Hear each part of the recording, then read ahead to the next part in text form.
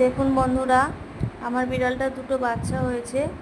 একটা বাচ্চা খুবই স্বাস্থ্যবান আর একটা বাচ্চা খুবই রুগ্ন, খুবই রোগা। এবং ওই স্বাস্থ্যবান বাচ্চাটা এই বাচ্চাটাকে একদমই খেতে দেয় না, ঠেলে ঠেলে সরিয়ে দেয়। এবং আজকে খুবই শোচনীয় অবস্থায় ওকে পেয়েছি।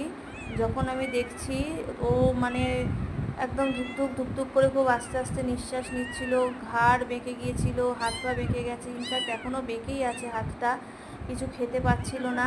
হ্যাঁ, মায়ের কাছে যতবার দিচ্ছিলাম দুধ খেতে পাচ্ছিল না। লাস্টে আমি বাধ্য হয়ে একটু প্যাকেট দুধ গরম করে এইভাবে 3-4 ঘন্টা ছাড়া ছাড়া, হ্যাঁ, ওকে খাওয়াতে এখন একটুখানি ওর গলা দিয়ে আওয়াজ বেরিয়েছে আর ডাক দিচ্ছে। ওই যে ওর মা বসেছিল, দেখুন আপনারা।